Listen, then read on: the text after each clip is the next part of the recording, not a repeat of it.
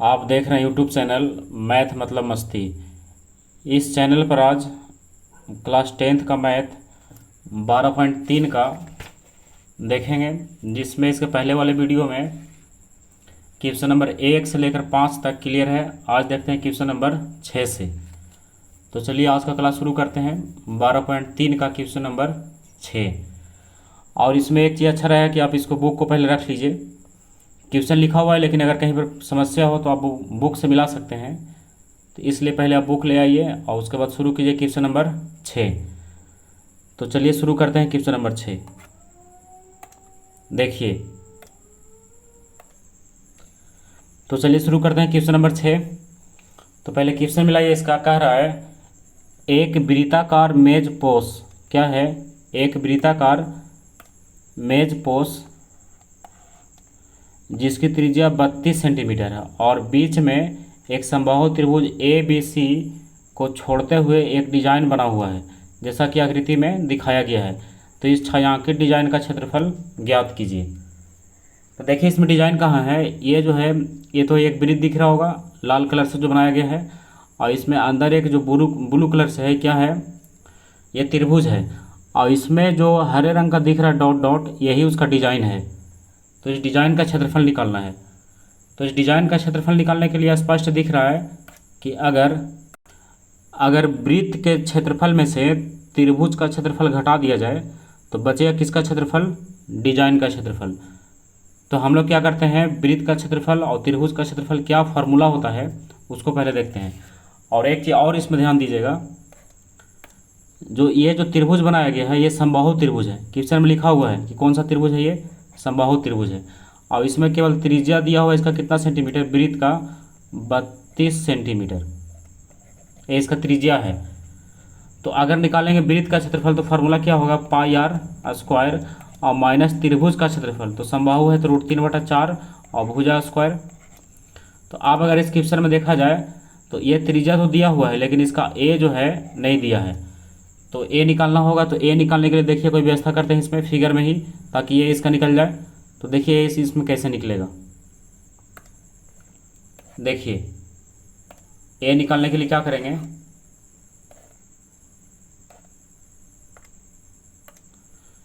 करेंगे, ये बी वाले कोण से, अच्छा बी वाला कोण कितना डिग्री का होगा, ये वाला 60 डिग्री का होगा, ये भी 60 डिग्री का होगा और ये भी 60 डिग्री का होगा, क्योंकि ये समबाहु त्रिभुज है। तो समबाहु त्रिभुज का प्रत्येक कोण बराबर होता है, प्रत्येक भुजा भी बराबर होता है। तो अगर एक ऐसा यहाँ पर से खींचा जाए, इस कोण का समद्विभाजक जो मिले जा करके इसके केंद्र से, यानी वृत्त के केंद्र ओ से, और इसको इधर से मिलाया जाए तो ये भी मिले इसके बीच में जा करके, और इधर से मिले वृत्त के केंद्र ओ से। तो अब यहाँ पर क्या होता है, ऐसा खींचने के बाद ये जो कोण था 60 डिग्री का, ये हो गया आधा आधा, यानी इसका समद्विभाजक खींचा गया है 30, और इधर भी हो गया 30। तो हमको इधर से मतलब नहीं है, बस एक तरफ देखते हैं इसको। और इसमें क्या कीजिए, ये वृत्त के जो जीवा है उस पर एक लंब खींच दीजिए, देखिए ऐसे। तो पहले से पता होगा कि वृत्त की जीवा जो है, वृत्त की जीवा अगर यहाँ पर से एक त्रिज्या मिलाया जाए तो ये दोनों पार्ट को बराबर बराबर कर देती है। यानी पढ़े होंगे इसमें कि वृत्त की जीवा जो है त्रिज्या पर लंब होती है, या तो एक त्रिज्या जो है वृत्त के जीवा को 2 बराबर भागों में विभाजित कर देती है। तो 2 बराबर भागों में बट गया। यहाँ पर इसका नाम लिख देते हैं, मान लीजिए यहाँ पर नाम लिख दिया इसका पी। तो हमको निकालना है क्या, ए यानी त्रिभुज की भुजा। तो यहाँ पर से देखिए बी से सी तक ये त्रिभुज की भुजा है, बी सी। तो इसमें बी पी और पी सी दोनों आपस में क्या है, बराबर है। तो हम लोग क्या करते हैं, इसमें त्रिभुज ओ बी पी में चलते हैं। ओ बी पी में इस त्रिभुज, ये वृत्त का दिया हुआ था त्रिज्या कितना, 32 सेंटीमीटर। तो ये तो त्रिज्या ही है 32 सेंटीमीटर। तो आप चलते हैं त्रिभुज ओ बी पी में, और यहाँ पर फॉर्मूला लगा करके और निकाल लेते हैं किसको, बी पी को। तो देखिए लिखते हैं यहाँ पर कुछ जो दिया उसको पहले लिख दीजिए। दिया था चूँकि वृत्त की त्रिज्या यानी आर बराबर कितना सेंटीमीटर, 32 सेंटीमीटर। और इसमें कुछ नहीं दिया है। और इसमें हम लोग क्या किए हैं, इसमें अब केवल चलते हैं त्रिभुज में। देखिए अब चलते हैं त्रिभुज ओ बी पी में। ये समकोण त्रिभुज है क्योंकि यहाँ पर 90 डिग्री का कोण है। तो ओ बी पी में चलेंगे तो यहाँ पर साइन कॉस टैन इसमें से कोई फार्मूला लगाते हैं। देखिए चलेंगे ये वाला कोण से, फिगर में ध्यान दीजिएगा, ये वाला कोण यानी यहाँ पर 30 डिग्री बन रहा है। 30 कोण से चलेंगे तो इसके सामने की भुजा क्या होगा, ये लंब होगा, और ये कर्ण है तो ये फिर आधार होगा। तो हमको निकालना किसको है, हमको निकालना है बीपी को। देखिए बीपी, और इससे कोई मतलब नहीं है, जो भुजा दिया हुआ है ओपी, इससे कोई लेना देना नहीं है। एक होगा बीपी और एक होगा ओबी।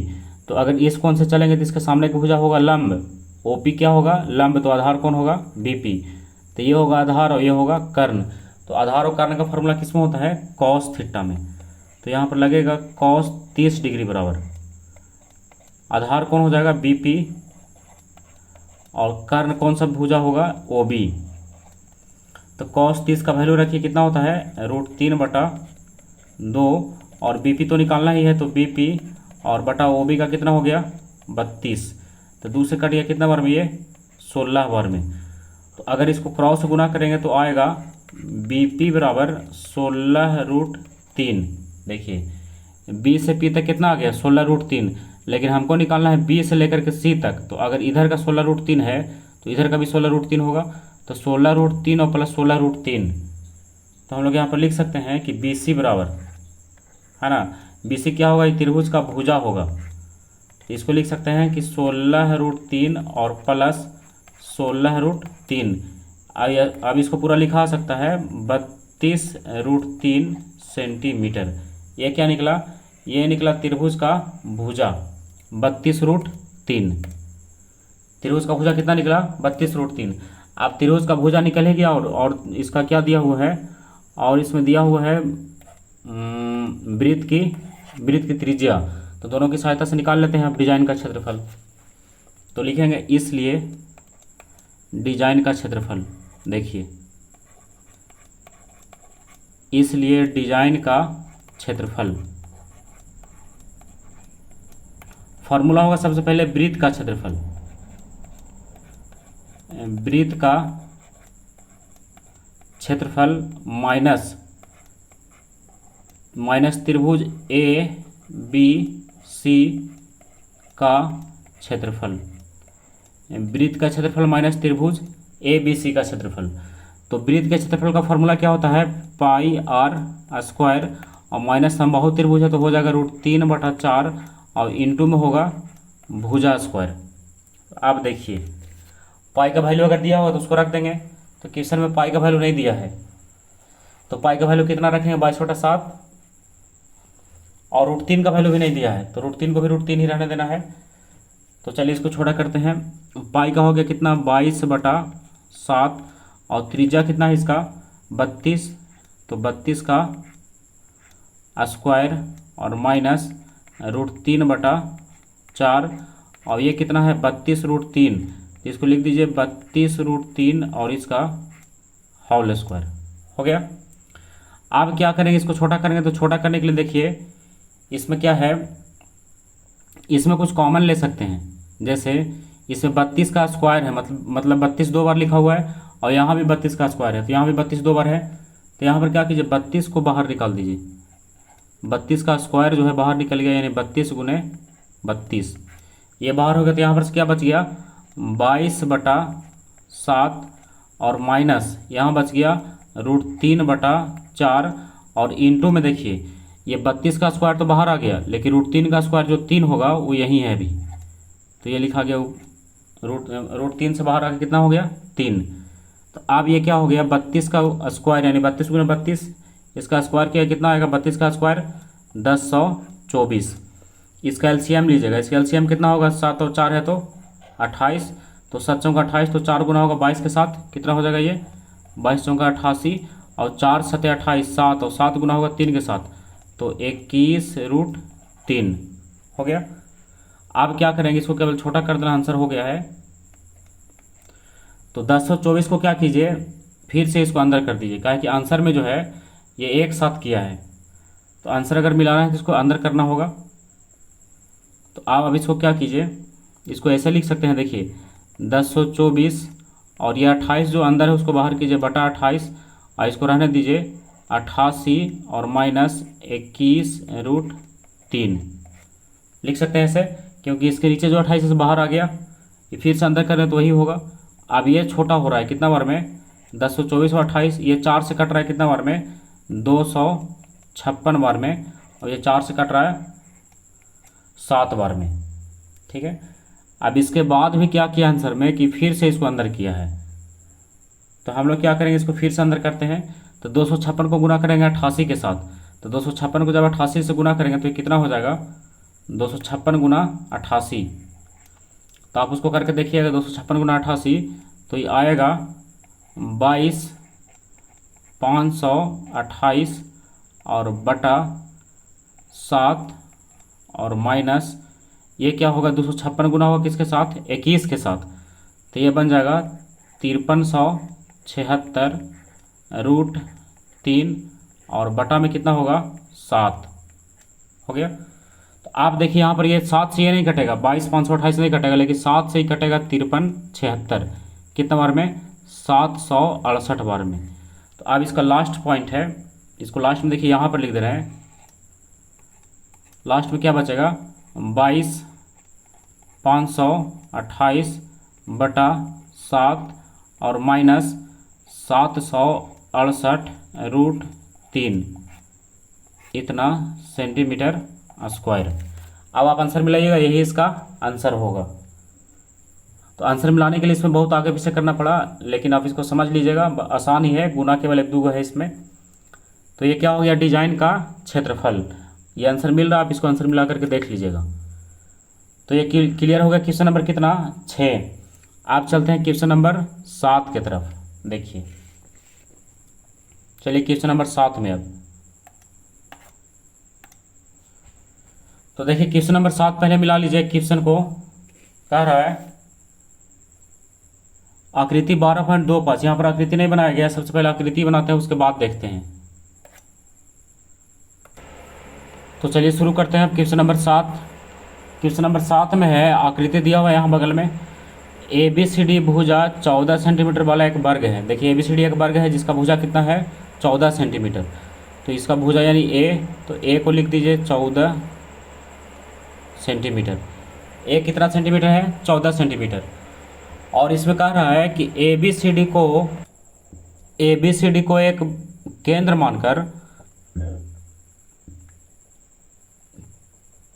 मानकर इस प्रकार से 4 वृत्त इसमें खींचा गया है कि प्रत्येक वृत्त 3 शेष वृत्तों में से 2 वृत्तों को बाह्य रूप से स्पर्श करता है।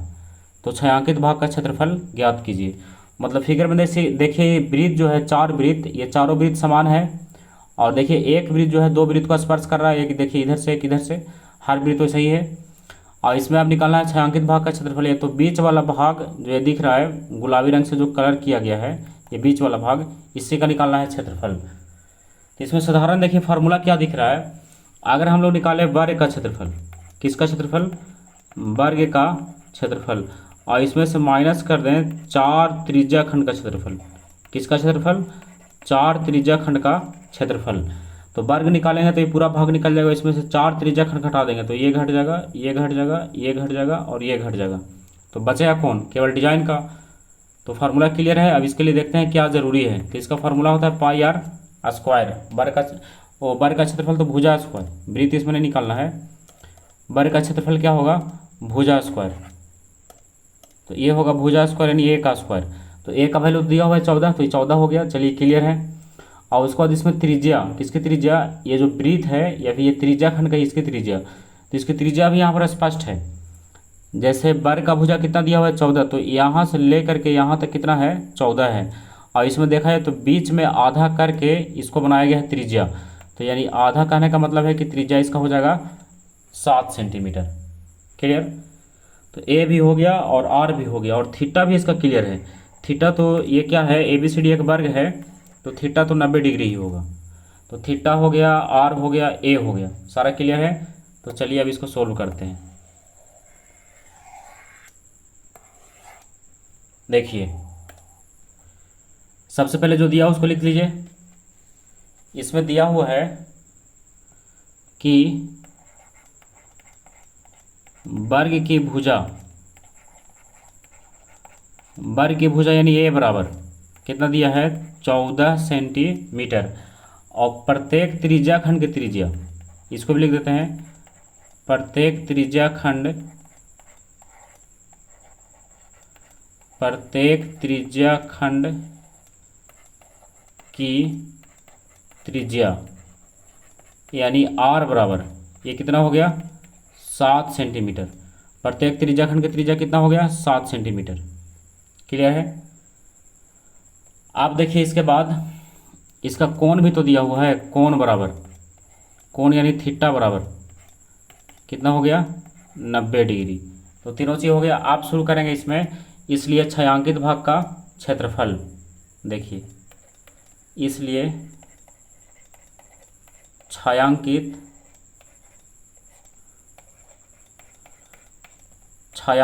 भाग का क्षेत्रफल बराबर, सबसे पहले वर्ग का क्षेत्रफल, किसका क्षेत्रफल, वर्ग का क्षेत्रफल, और माइनस 4 गुने त्रिज्या खंड का क्षेत्रफल,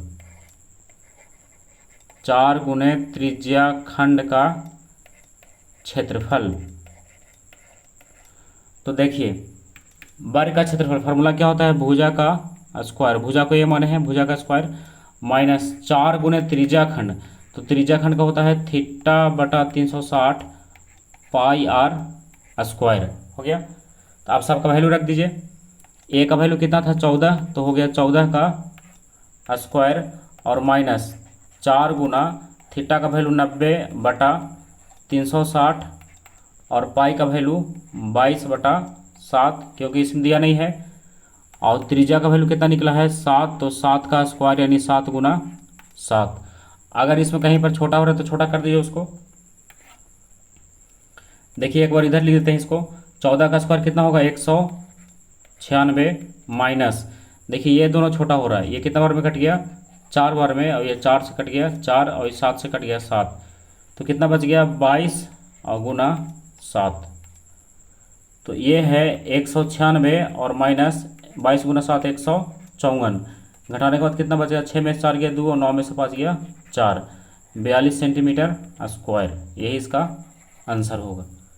तो ये निकलेगा किसका क्षेत्रफल, डिजाइन का क्षेत्रफल 42 सेंटीमीटर स्क्वायर।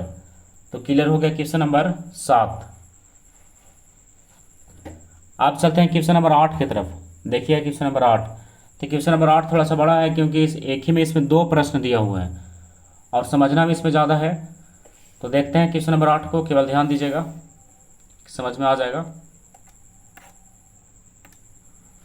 देखिए तो पहले इसका क्वेश्चन मिला लीजिए, फिगर तो बुक में देख ही रहे होंगे, क्वेश्चन में दिया हुआ है, थोड़ा सा क्वेश्चन यहाँ पर छूटा हुआ उसको बुक से ही मिलाइएगा। कह रहा है कि आकृति 12.26 जो बुक में दिया हुआ है एक दौड़ने का पथ दर्शाती है, यानी ये क्या है, ये रेसिंग ट्रैक बनाया गया है, मतलब दौड़ने के लिए एक रास्ता बनाया गया है जिसके बाएं और दाएं सिरे क्या है अर्धवृत्ताकार हैं। तो पहले इसका फिगर बनाते हैं उसके बाद ही क्लियर होगा। देखिए इसका फिगर पहले बना लेते हैं। तो चलिए शुरू करते हैं क्वेश्चन नंबर 8। देखिए क्वेश्चन नंबर 8 में है, क्वेश्चन तो देख लिया, इसका फिगर बना हुआ है बगल में। और पहला इसका क्वेश्चन है, कह रहा है कि दोनों, अच्छा इसमें क्वेश्चन में और दिया हुआ है कि क्या है, जिसके बाएं और दाएं सिरे अर्धवृत्ताकार हैं, इस और इस साइड का इस साइड का, इसमें दोनों आंतरिक समांतर रेखा खंडों के बीच की दूरी 60 मीटर है। देखिए आंतरिक समांतर मतलब ये यहाँ से लेकर के यहाँ तक, इसकी दूरी कितना मीटर है 60 मीटर है। हो गया। और कह रहा है कि इनमें से प्रत्येक रेखाखंड 106 मीटर लंबा है, यानी यहाँ से ले करके पूरा 106 है, कहाँ तक, इस छोर तक। तो 106, इसमें 4 रेखाखंड है, देखिए ये भी 106, तो ये बराबर दूरी पर है, सब फिगर में देखिएगा आप। ये क्या है, इसमें पूरा जो है यहाँ से लेकर के यहाँ तक 106 है, यानी यहाँ से अगर लिख दिया जाए तो 106 होगा पूरा, यहाँ से आ जाए एकदम यहाँ तक 106 है। तो यदि यह पथ 10 मीटर चौड़ी हो, इसका चौड़ाई कितना दिया पथ का 10 मीटर, यानी ये जो इस रास्ते की चौड़ाई है ये वाला, ये कितना मीटर है 10 मीटर। तो ये 10 मीटर को हम यहाँ ना लिख करके यहाँ ला कर लिख दे रहे हैं 10 मीटर। हो गया। तो आप पहला क्वेश्चन देखिए, पहला क्वेश्चन में कह रहा है पथ के आंतरिक किनारों के अनुदेश एक पूरा चक्कर लगाने में चली गई दूरी मतलब कोई व्यक्ति क्या करे कि इसमें आंतरिक किनारों पर चलना शुरू करे। देखिए कहाँ से, इसमें कोई व्यक्ति जो है यहाँ से चलना शुरू करे, मान लीजिए यहाँ शुरू करे वो चलना इस पॉइंट से, और यहाँ से चलना शुरू करे। आंतरिक किनारा यही अंदर का किनारा है, और यहाँ से ऐसे घूमते घूमते ये चक्कर, एक चक्कर लगाते लगाते ऐसे ऐसे घूमते घूमते घूमते फिर से ये यहीं पहुँच जाए। तो एक चक्कर लगाने में कितना दूरी वो तय करेगा। तो चलिए पहले जो दिया उसको लिख लेते हैं। दिया है चूँकि समांतर रेखाखंडों के बीच की दूरी, समांतर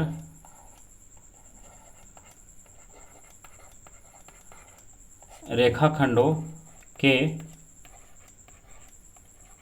बीच की दूरी कितना मीटर, 60 मीटर हो गया। और एक और दिया हुआ है, प्रत्येक रेखाखंड की लंबाई, प्रत्येक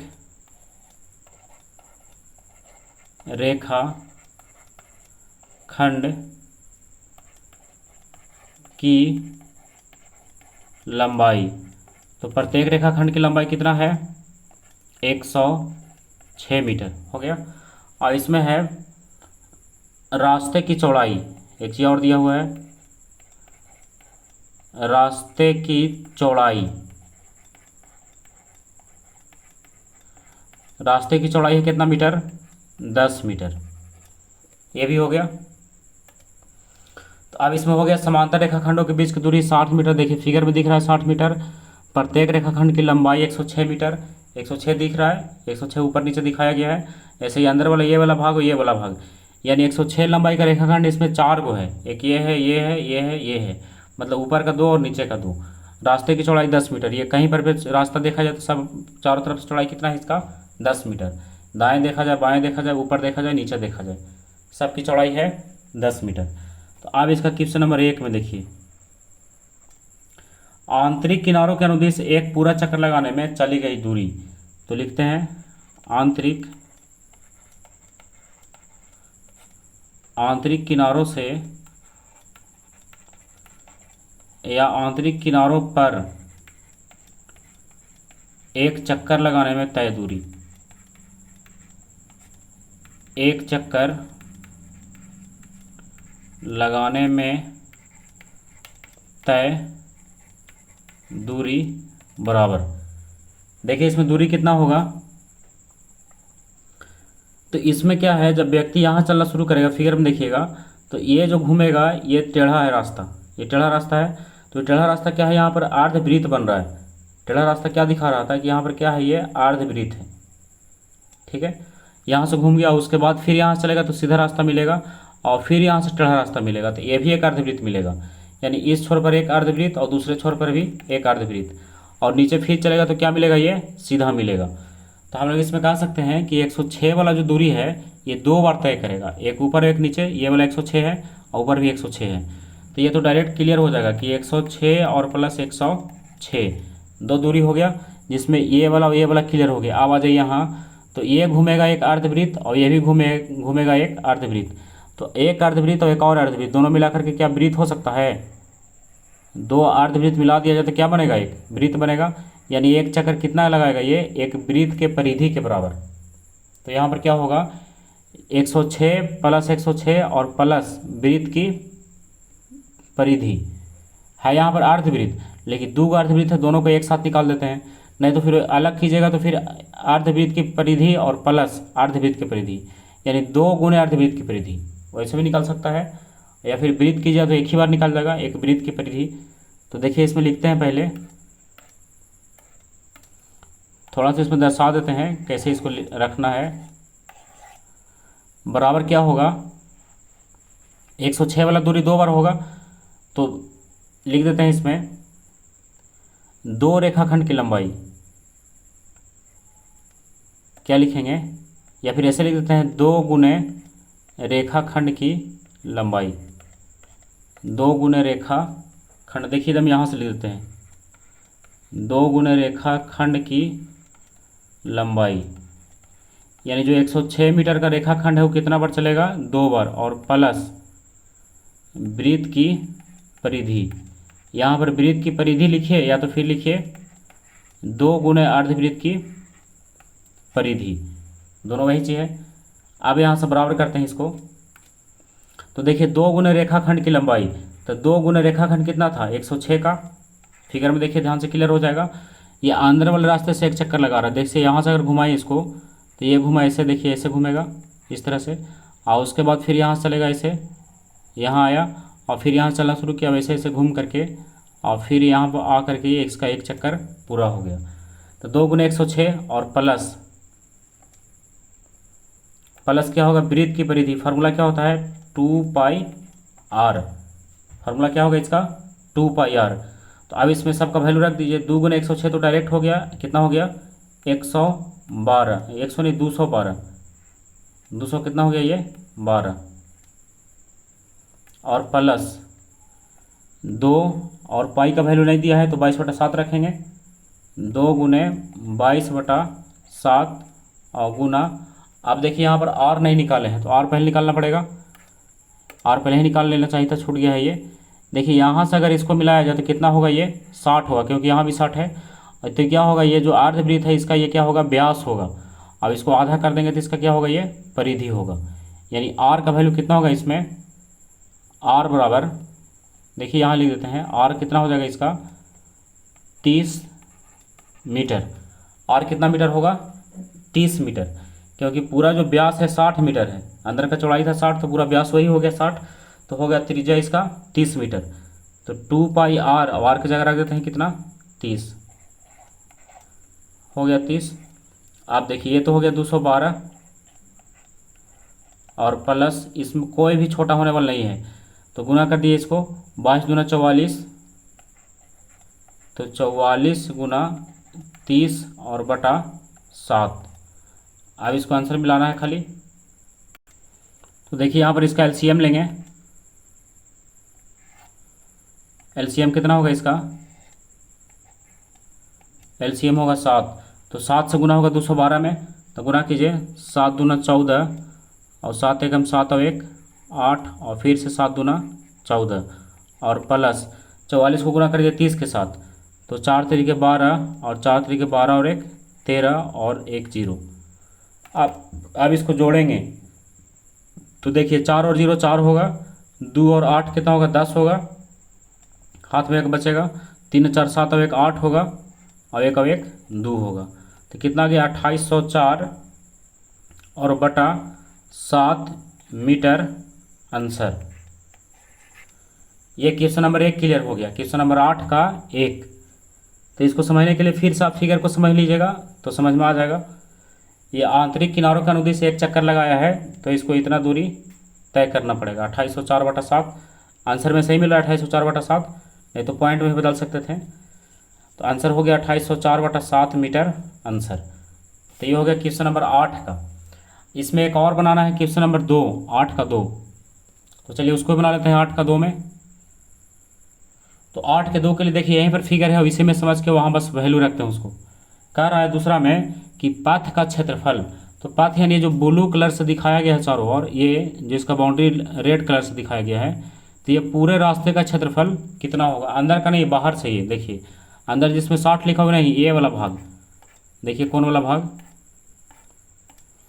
ये वाला भाग इसका, ये रास्ता है, रास्ता इसका ये है देखिए फिगर में।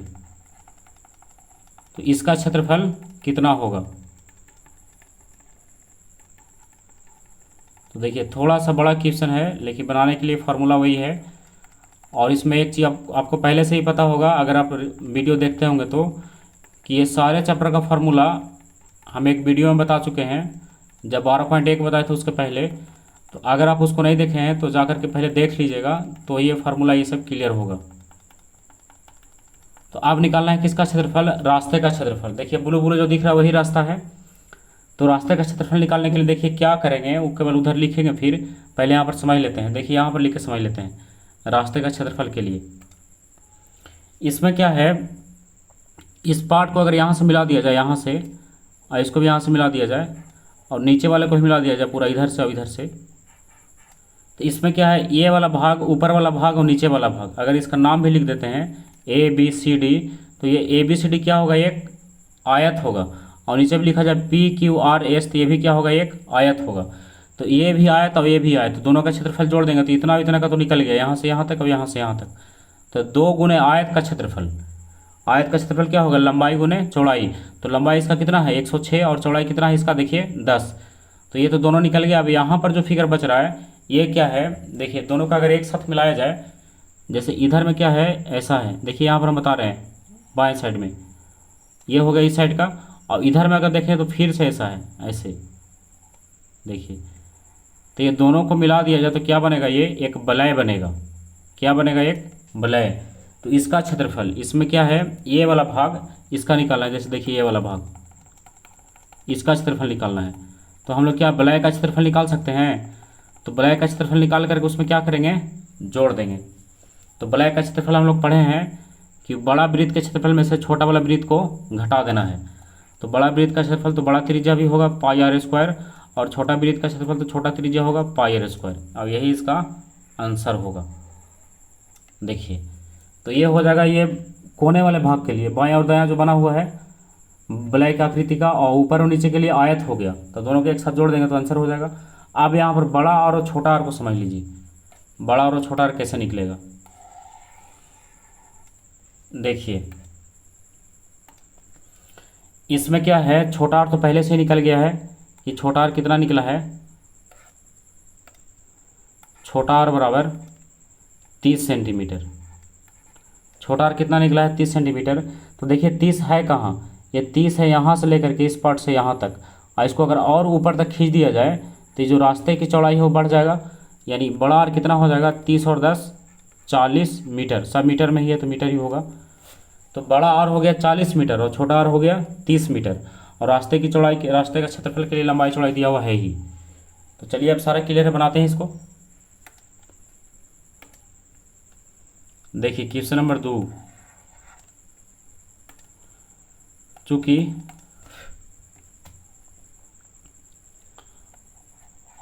आयताकार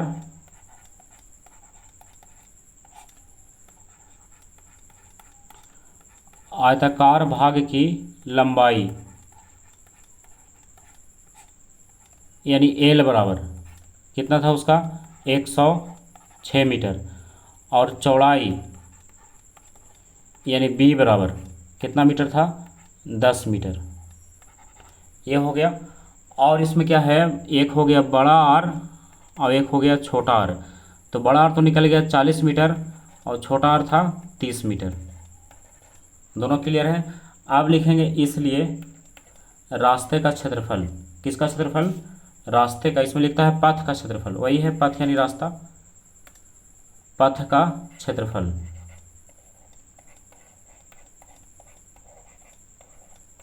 पथ का क्षेत्रफल बराबर, देखिए कैसे लिखेंगे, इसमें लिखेंगे 2 गुने आयत का क्षेत्रफल। 2 गुने किसका क्षेत्रफल, आयत का क्षेत्रफल हो गया। ये ऊपर और नीचे का हिस्सा निकल गया। अब लिखेंगे इसमें वलय का क्षेत्रफल, वलय एक ही होगा, वलय का क्षेत्रफल हो गया। अब सबका इसमें क्या करना है, फार्मूला रख के उसका वैल्यू रख देना है। तो देखिए 2 गुने आयत का, तो आयत का क्षेत्रफल क्या होता है, लंबाई गुना चौड़ाई, ये हो गया। फिर प्लस वलय का क्षेत्रफल अभी तुरंत देखे थे πr² और माइनस πr² हो गया। अब इसका वैल्यू रखिए 2 गुने एल कितना है इसका 106 और बी कितना है 10, क्लियर है। और फिर प्लस इसमें पाई का वैल्यू तो दिया नहीं था, अच्छा इसमें पाई कॉमन ले सकते हैं भी, r² और माइनस r² हो गया। अब इसमें क्या इसको गुना कर दिए तो 106 का दुगुना कितना होगा 212, और 10 से गुना करें तो 1 जीरो लगा दीजिए, और प्लस पाई का वैल्यू कितना हो गया 22/7, और ये बड़ा वाला आर कितना है 40, तो 40 का स्क्वायर, और छोटा वाला आर है 30, तो 30 का स्क्वायर हो गया। अब क्या है यहाँ पर 2120 और प्लस 22/7, और ये हो गया 40 का स्क्वायर कितना 1600 और माइनस 30 का स्क्वायर 900। अब इसको छोटा कर लीजिए, यही इसका आंसर होगा। ये हो गया 2100 20 और प्लस 22/7 और इंटू में 1600 में से गया 900 तो कितना बचेगा 700। ये 7 से कट गया कितना बार में, देखिए 7 से कट रहा है 100 बार में। तो ये कितना बचा था 2120 और ये हो गया 22 गुने 100 2200। तो टोटल इसको जोड़ दीजिए। तो जोड़ने के बाद कितना आएगा, ये 0 का तो 0 ही होगा और फिर 2 और 0 तो 2 होगा और फिर 1 और 2 3 होगा और 2 और 2 4 होगा। इतना मीटर स्क्वायर। देखिए आंसर इसका मिल रहा है 4320 मीटर स्क्वायर। ये किसका क्षेत्रफल निकला, रास्ते का क्षेत्रफल यानी पथ का क्षेत्रफल। देखिए इसमें फिगर पीछे वाला में चल के फिर समझ लेते हैं। ये हो गया इसका पथ का क्षेत्रफल, जो ब्लू ब्लू जब भाग इसमें डॉट डॉट किया गया है। तो इसमें जो सबसे पहले लिखे थे 2 गुने 106 गुने 10, ये देखिए इसका एरिया है। यहाँ से लेकर के चला जाए तो ये वाला भाग इसका, देखिए हम इसको दिखा दे रहे हैं।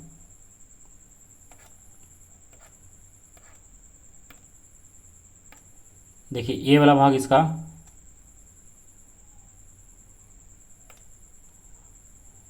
ये यहाँ से लेकर के ऐसे और ये जो है ऐसे, ये और उसके नीचे का भी, ये दोनों हो गया 106 गुने 10 और ये वाला जो है इस साइड का और इस साइड का दोनों मिला करके एक वलय बन रहा है। तो वलय का क्षेत्रफल बड़ा वृत्त का क्षेत्रफल माइनस छोटा वृत्त का क्षेत्रफल, तो वही निकला है उसमें। तो ये कितना आ गया 4320 मीटर स्क्वायर, ये निकल गया रास्ते का क्षेत्रफल। तो क्वेश्चन नंबर कितना क्लियर हो गया, ये क्वेश्चन नंबर क्लियर हो गया 8 का 1 और 2 दोनों। अब एक और देखते हैं लास्ट क्वेश्चन नंबर 9 का।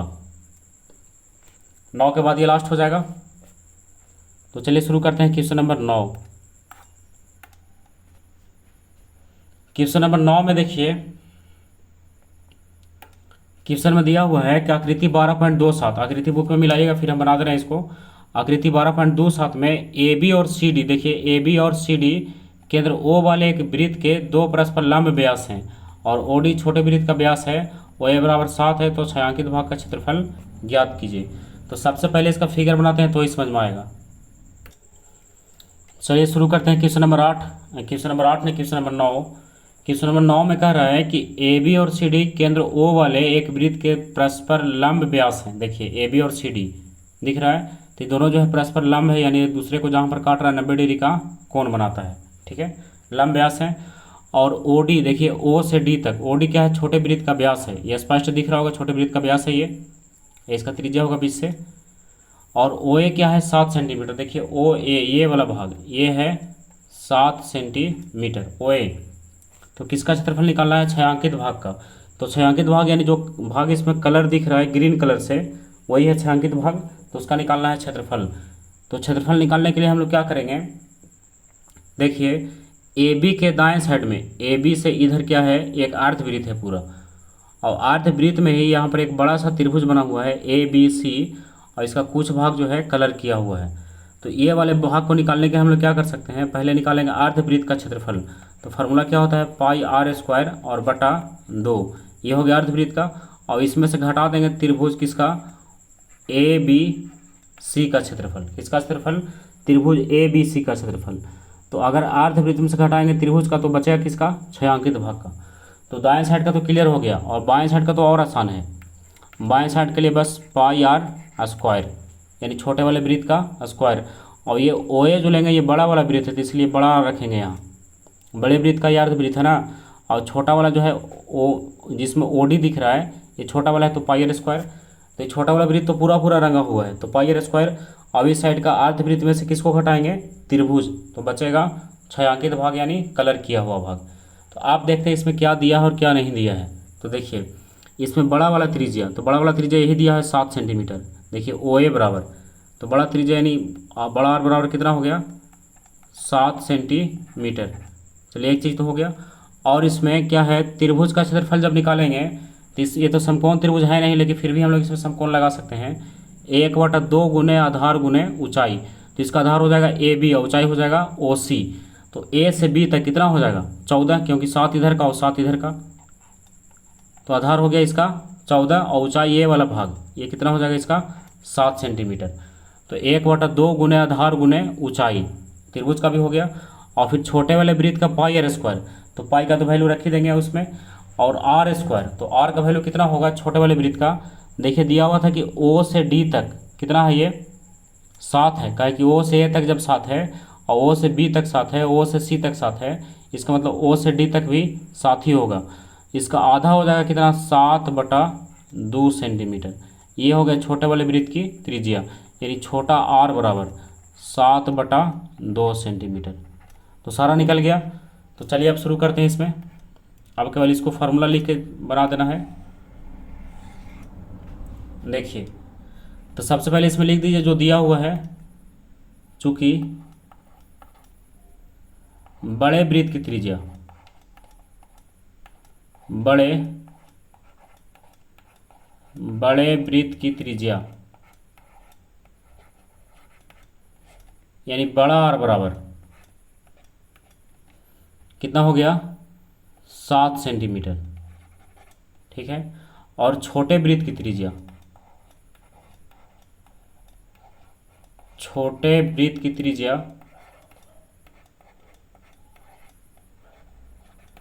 यानी छोटा आर बराबर, तो ये कितना देखे थे 7/2 सेंटीमीटर। और इसमें त्रिभुज ए बी सी का आधार, त्रिभुज ए बी सी का आधार कितना हो गया। अच्छा आधार का इसमें नाम भी लिख दीजिए ए बी इसका आधार है कितना सेंटीमीटर हो गया 14 सेंटीमीटर, 14 हो गया। अब इसका ऊंचाई का भी नाम लिख दीजिए ओ सी।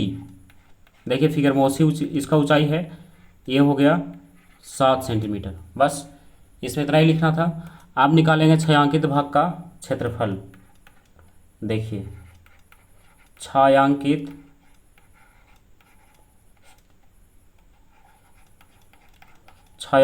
भाग का क्षेत्रफल बराबर, तो सबसे पहले छोटे वृत्त को ही लिख देते हैं, छोटे वृत्त का क्षेत्रफल, ये तो पूरा पूरा जुट जाएगा। अब प्लस पहले निकालते हैं अर्धवृत्त का क्षेत्रफल, अर्धवृत्त का क्षेत्रफल, और माइनस त्रिभुज ए बी सी का क्षेत्रफल हो गया। तो छोटे वृत्त का क्षेत्रफल फार्मूला क्या होगा पाई आर स्क्वायर, और छोटा आर से होगा पाई आर स्क्वायर, और प्लस अर्धवृत्त का, तो ये बड़ा अर्धवृत्त है तो इसका फार्मूला होगा अर्धवृत्त का पाई बड़ा आर स्क्वायर और बटा 2 हो जाएगा क्योंकि अर्धवृत्त है, और माइनस इसमें माइनस क्या होगा त्रिभुज ए बी सी का क्षेत्रफल, तो 1/2 गुना आधार गुना ऊंचाई हो गया। अब ये सारा का वैल्यू रख करके निकाल सकते हैं। तो अब इसमें देखिए पाई का तो वैल्यू दिया हुआ है, पाई का वैल्यू नहीं दिया है तो 22/7 रखेंगे, दिया हुआ नहीं है। और बड़ा आर छोटा आर बी और एच सारा दिया हुआ है। तो चलिए इसको दूसरे पेज में लेकर के चलते हैं, यहाँ पर जगह थोड़ा कम है। तो देखिए बराबर में क्या लिखेंगे, सबसे पहले क्या था छोटे वृत्त का क्षेत्रफल यानी पाई आर स्क्वायर, तो पाई का वैल्यू कितना हो गया 22/7, और छोटा वाला त्रिज्या कितना था 7 गुना 7, ये हो गया छोटे वृत्त का। अब प्लस देखिए ये हो गया छोटे वृत्त का क्षेत्रफल, और प्लस अर्धवृत्त का क्षेत्रफल पाई आर स्क्वायर बटा 2, और बड़ा आर है पाई आर स्क्वायर बटा 2, तो पाई का मान हो गया 22/7, और आर स्क्वायर आर कितना था इसका। अच्छा एक चीज़ इसमें गलत हो रहा है, ये जो पाई आर स्क्वायर छोटे वृत्त का क्षेत्रफल है, तो छोटे वृत्त का जो त्रिज्या है छोटा आर कितना है 7/2 है, तो हम इसको 7/2 न लिखेंगे, पाई आर स्क्वायर यानी 7/2 और 7/2, और ये पाई आर स्क्वायर, तो पाई हो गया 22/7, आर स्क्वायर हो गया 7 गुने 7 हो गया, और बटा 2 है तो 2 तो यहीं लग जाएगा इसका, और माइनस त्रिभुज का क्षेत्रफल 1/2 गुने आधार इसका कितना था 14, और ऊंचाई था इसका 7। आप अगर ये कहीं पर से छोटा होता है तो छोटा कर दीजिए। देखिए इसमें 7 से 7 कट रहा है और 2 से कट रहा है 22, कितना बार में 11 बार में। तो बच गया 11 × 7 यानी 77/2 और प्लस, देखिए इसमें अगर कहीं पर छोटा होता है कीजिए इसको, 7 से 7 और 2 से 11, फिर हो गया ये 77 और बटा में कुछ नहीं है और माइनस ये गुना कर दिए इसको, 2 से कितना बार में गया ये 7 बार में, तो 7 7 कितना बच गया 49। तो अब आप क्या कीजिए, इसको रहने दिए 77/2 और इसको घटा लीजिए 77 में से 49, तो ये है 7 में से 9 नहीं जाएगा, तो 17 में से 9 गया, कितना बचेगा 8 और ये कितना बचा फिर 6 में से 4 गया 2। तो अब क्या कीजिए यहाँ पर से इसको आंसर मिलाना है, तो क्वेश्चन नंबर कितना का था ये 9 का था, तो 9 में आंसर पॉइंट में दिया हुआ है, तो पॉइंट में दिया हुआ तो क्या करेंगे हम लोग, इसको एलसीएम नहीं लेंगे, बस इसको भागा देते हैं, तो 38 दूना 76 होता है, तो 38 पॉइंट कितना हो जाएगा 5, तो ये हो गया 38.5 और प्लस 28, तो बराबर देखिए ये 0.5 तो 0.5 रहेगा ही, और 8 वाट कितना हो गया इसका 16 का 6 हाथ में 1 और 3 2 5 और 1 6 यानी 66.5 सेंटीमीटर स्क्वायर। यही हो गया आंसर किसका, छायांकित भाग का क्षेत्रफल। तो ये हो गया क्वेश्चन नंबर 9 का। क्वेश्चन नंबर 9 का क्लियर हो गया। अब क्वेश्चन नंबर 10 से लेकर के आगे बचा है कहाँ तक, 16 तक। क्वेश्चन नंबर 10 से लेकर के 16 तक, तो 10 से लेकर के 16 तक अगले वीडियो में देखेंगे या फिर जितना होगा उसको देखेंगे, लेकिन आज के लिए बस इतना ही लास्ट हो गया। तो अगर इसमें समझने में ज़रा सही परेशानी हो तो सबसे पहले आप इसका फार्मूला देखिएगा। इसका फार्मूला हम पहले वाले वीडियो में 12.1 शुरू करने से पहले जो 1 घंटा का वीडियो होगा उसमें सारे फार्मूला को बता दिए हैं, उसके कॉन्सेप्ट सब बता दिए हैं। उसके बाद ये चैप्टर शुरू किए हैं 12.1 से। तो आज का चैप्टर था कौन सा, एक्सरसाइज 12.3 का, और कहाँ से हुआ था, क्वेश्चन नंबर 6 से लेकर के 9 तक, यानी 6 7 8 9 4 क्वेश्चन आज हुआ है। तो आप इस चारों क्वेश्चन को रिवीजन कीजिएगा, क्वेश्चन नंबर 6 7 8 9। तो आज का क्लास यहीं समाप्त हुआ। अगला क्लास जो है 9 से लेकर के आगे यानी 10 से शुरू होगा और 16 तक में जहाँ तक होगा क्लियर करेंगे। तो आज का क्लास यहीं समाप्त हुआ। अगला क्लास होगा, तब तक के लिए बाय।